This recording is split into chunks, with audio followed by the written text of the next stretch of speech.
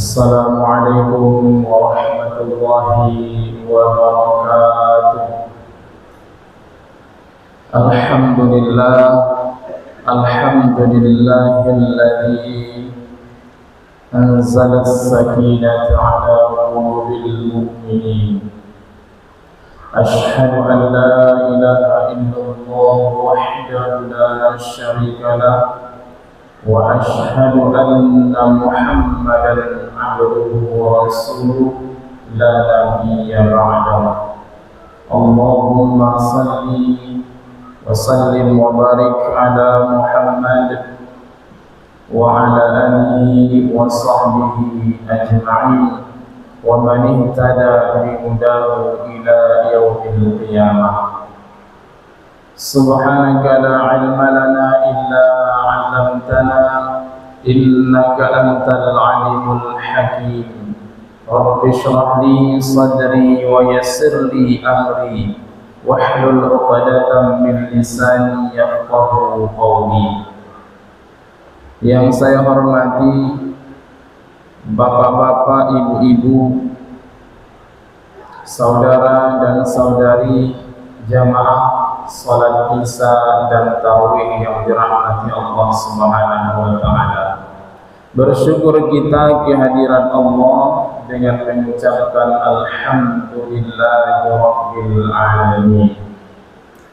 Berselawat kepada baginda Nabi Muhammad sallallahu alaihi wasallam. Allahumma salli ala Muhammad wa ala ali Muhammad.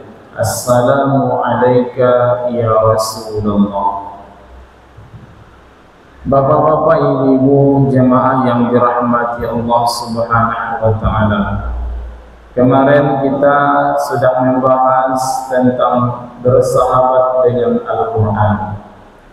Karena Al-Quran itu bisa nanti di hari kiamat menjadi syafaat bagi kita. Lantas bagaimana Al-Quran itu bisa menjadi syafaat? Maka perlu kita perhatikan dua perkara. Karena Al-Quran itu bisa jadi rahmat, juga bisa jadi laknat. Sebagaimana firman Allah dalam surah Toha, surah yang ke-20 ayat 124. A'udzu billahi minasy syaithanir rajim. Bismillahirrahmanirrahim. Wa man a'rada 'an dzikri fa inna lahu ma'isyatan dhanka wa nahsyuruhu yaumal qiyamati a'ma. Wa man a'rada 'an dzikri, siapa yang berpaling dari peringatanku, fa inna lahu ma'isyatan dhanka, maka sesungguhnya baginya kehidupan yang sempit. Wa nahsyuruhu yaumal qiyamati a'ma, kami akan mengumpulkannya pada hari kiamat dalam keadaan buta. Karena banyak di antara kita yang membaca Al-Quran, tapi kita berpaling dari Al-Quran. Ini peringatan Allah Subhanahu wa ta'ala. Allah menyuruh kita, misalnya, jangan dekati zina, wala taqrabuz zina. Perintahnya bukan hanya melakukan, tapi lebih lagi, jangan dekati. Artinya berarti perbuatan itu sangat berbahaya, sehingga mendekatinya saja kita tidak boleh, apalagi melakukannya. Tapi kenyataannya zina itu merajalela. Tidak ada yang memperdulikannya. Kita hanya mengikutkan selera, tidak memperdulikan apa yang diperintahkan oleh Al-Quran. Allah perintahkan jangan makan riba. Tapi kenyataannya kita banyak yang makan riba. Artinya kita berpaling dari Al-Quran, dari pengajaran Al-Quran. Maka kata Allah, fa inna lahu ma'isyatan dhanka, maka sesungguhnya baginya kehidupan yang sempit. Bisa jadi kita baca juga Qur'annya, tapi perintah dan larangannya kita tidak pedulikan. Maka Al-Quran itu jangankan menjadi rahmat, bahkan dia menjadi laknat bagi kita, yaitu kita mendapatkan kehidupan yang sempit, dan di akhirat kita dibangkitkan, dikumpulkan di hari kiamat dalam keadaan buta. Begitu juga dalam surah Toha, surah yang ke-20 ayat 126, qala kadzalika, dan dia Allah berfirman, memang seperti itulah balasanmu. Atatska ayatuna fanasitaha, dahulu telah datang kepadamu ayat-ayat kami, lalu engkau mengabaikannya. Fanasitaha, engkau mengabaikannya. Wa kadzalikal yauma tunsa, begitu pula pada hari ini engkau diabaikan. Jadi kalau Allah sedang mengabaikan kita nanti di hari kiamat, maka siapa lagi yang akan menolong kita? Akibat apa? Kita berpaling dari pengajaran Al-Quran. Yang kita ikutkan hanya tontonan, bukan tuntunan. Banyak yang sekarang tontonan tapi tidak bisa jadi tuntunan.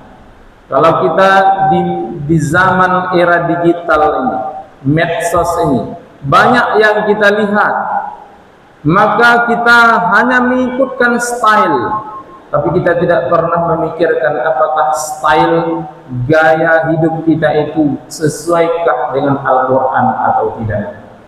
Maka dari itu, hati-hati, Al-Quran itu bisa menjadi laknat, sehingga kita mendapatkan kehidupan yang sempit di dunia, dan di akhirat kita diabaikan oleh Allah Subhanahu wa Ta'ala.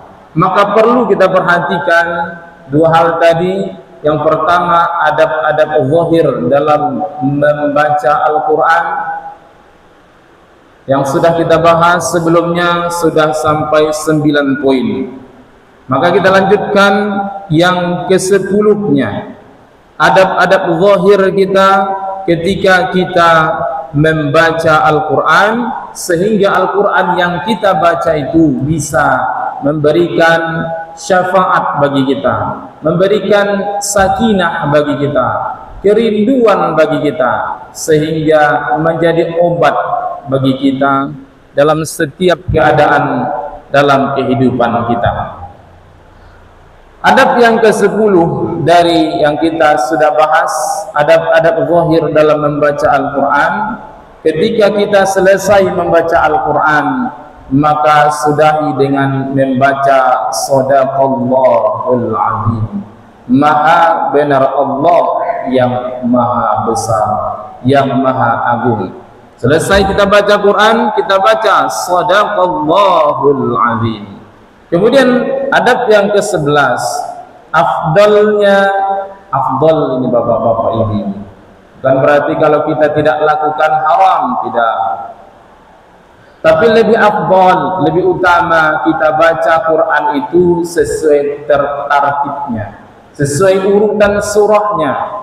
Kalau kita baca Ad-Duha, berarti sesuai urutannya Al-Insirah, At-Tin, Al-Alaq, Al-Qadar, Al-Bayyinah, Al-Zalzalah, Al-Adiyat, dan seterusnya sesuai urutannya. Kalau dari Al-Baqarah, Ali Imran, dan seterusnya. Itu afdalnya. Bolehkah tidak sesuai urutan? Boleh. Tidak haram, tidak sampai haram, tapi lebih afdal. Dan yang tidak boleh itu tidak sesuai urutan ayatnya. Bismillahirrahmanirrahim. Waladhdallin. Ghairil maghdubi 'alaihim waladdallin. Maliki yaumiddin. Nah, tidak sesuai itu haram, tidak boleh. Tapi kalau untuk sesuai tertib ayatnya, urutan ayatnya, lebih afdalnya kita sesuaikan dengan urutan dalam Al-Quran. Kemudian yang ke-12, adabnya adalah meletakkan Al-Quran di tempat yang suci, kemudian di tempat yang tinggi. Karena sering kita lihat nih, kita yang sedang tadarus, perhatikan apakah di mana kita letakkan. Kadang letaknya di lantai, itu kurang beradab bapak-bapak ibu-ibu. Harusnya kita letakkan di atas, lebih tinggi dari lutut kita. Itu lebih bagusnya. Jangan letakkan di bawah. Sedangkan bendera kita saja tidak berani kita meletakkannya di bawah. Bendera merah putih tanpa mengurangi kehormatannya, tidak pernah kita letakkan di bawah, apalagi Al-Quran. Bahkan para ulama mengatakan saking hormatnya mereka dengan Quran, ketika mereka tadarusan, mereka itu ketika dibagikan Quran mereka berdiri mengambilnya. Kan kita enggak, duduk aja. Dibagikan Quran kita tetap duduk. Seharusnya lebih baiknya kita berdiri, ambil Qurannya sebagai rasa penghormatan, ta'zim terhadap yang kita ambil, yaitu Al-Quran. Kemudian juga kalau kita melihat potongan Al-Quran di tempat yang kotor, misalnya udah robek Qurannya, ada di tempat yang kotor, maka kita wajib mengambilnya. Wajib bapak-bapak ibu. Kalau tidak kita ambil, kemungkinannya dua. Pertama, haram, karena kita membiarkan. Yang kedua, kalau kita sepelekan, nggak apa-apa itu masuk kafir. Kalau kita ambil, maka ada satu kisah ini tentang memuliakan Quran ini. Ada seorang ulama besar, dulunya itu dia adalah seorang yang suka maksiat. Maksiatnya bukan tanggung-tanggung, bermabuk, berzina, menjudi dan sebagainya. Sehingga terkenallah di kampung itu beliau orang yang ahli maksiat. Jadi kerjaannya maksiat, mabuk, zina, judi, terkenal tukang maksiat. Maka suatu ketika dia sudah mabuk, lagi mabuk nih, dia menempuh satu jalan, nampaknya potongan ayat Al-Quran yang ada lafaz Allah di situ. Maka walaupun dia pemabuk, tapi penghormatannya terhadap Quran sungguh luar biasa. Maka diambilnya potongan kertas Quran ini, kemudian dibawanya ke rumah, dibersihkannya sebersih-bersihnya, kemudian ada uangnya sedikit lagi, dibelikannya untuk membersihkannya, dan dibelikannya minyak wangi. Dikasihnya minyak wangi kertas ini, ditempatkannya di tempat yang tinggi, bersih dan suci. Setelah itu, qadarullah, dia tertidur, dia bermimpi. Mimpinya apa?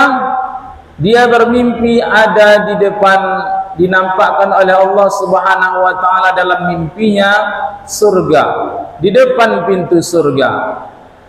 Tapi dia tidak bisa masuk. Dia hanya bisa melihat saja, menonton saja. Lantas ada orang mengatakan di sampingnya, "Ayo masuk." Aku nggak bisa masuk, katanya. Kenapa nggak bisa masuk? Saya ahli maksiat, maka nggak bisa masuk.